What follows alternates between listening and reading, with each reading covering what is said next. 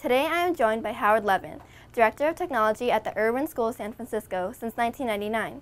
This school has been recognized nationally multiple times for being on the cutting edge of curriculum innovation, particularly in the area of technology. Mr. Levin is currently in San Francisco, California, and we are conducting this interview over Skype video conferencing software. Good afternoon, Mr. Levin. Thank you so much for taking some time to speak with me today. It's my pleasure. The Urban School San Francisco was the first high school in the San Francisco Bay Area to distribute laptop computers to all students and teachers. This was obviously a huge undertaking for your school to accomplish. In what year did you implement your one-to-one program? The planning process really took place over the course of about 3 years, starting with some small pilots, starting with putting laptop carts in the school instead of discrete physical labs. So we dismantled rooms that were labs and we replaced those with laptop carts. We had some students, some classes that were laptop specific as really a pilot. We distributed laptops to all of our teachers. Was it that year? I guess it was the following year in 2000. There had to be something that made you and the administrators of the urban school positive that making the financial commitment to providing laptops for your students was a necessary commitment to the future of your students. What was this something?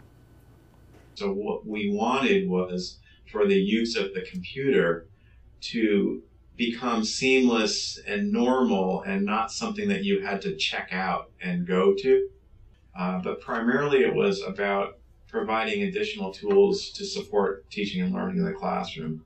Beyond serving as the Director of Technology for the Urban School, you're also a former board member for the International Society for Technology and Education. Can you tell me a little bit more about ISTE? ISTE is the international organization that promotes technology in schools. It's a very large organization that extends its fingers throughout the world. ISTE has really moved to embrace this idea of promoting improved learning via technology as opposed to promoting technology education. And those are two very different things.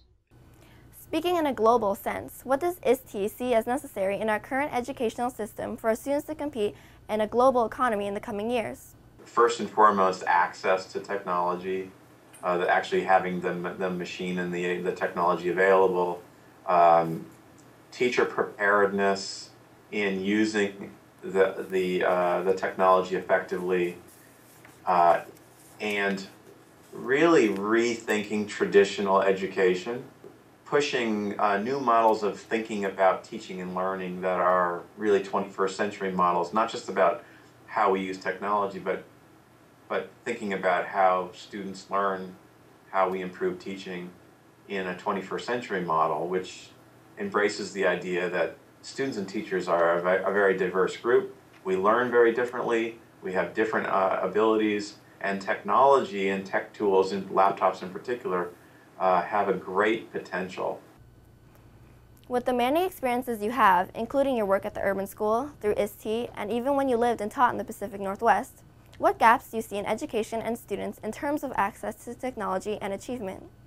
Interactive whiteboards are spreading everywhere throughout schools right now, and the diversity of how they're being used to me is a concern. So a lot of people are using them because they're fun and flashy, and they're being promoted as this is the technology we're supposed to be using now. The power of those boards is really one of the big powers of those boards is that students have access to the board work after class as their study aids.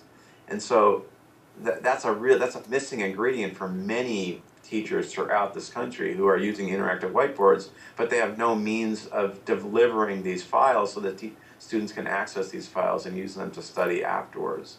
That, to me, there's a gap there between an understanding of the power of the tool at the moment versus the power of the tool to really transform the nature of teaching and learning.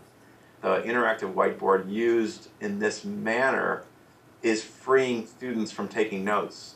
The students that can just watch and listen and absorb and not be distracted by their own writing. What is your perspective on today's education versus traditional education, such as using pencils and paper? Education 30 years ago or 20 years ago was still very linear. Teacher delivered lessons, teachers provided a specific assignment, students did what was being presented to them. In today's world, in particular in a one-to-one laptop world, we're seeing lessons and education being more as a web and less as a single line. So students have many more opportunities in how they do their work and how they access their work. And now finally we have the tools to be able to do that. A student that's holding a computer can write a traditional paper, can do a multimedia presentation, and can produce a documentary film, all using the exact same research.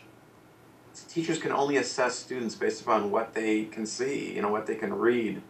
And often, if a student is expressing their learning only in writing, the poor writer is graded down, not so much because he or she doesn't understand it, it's because he or she can't express it. And so using a variety of tools are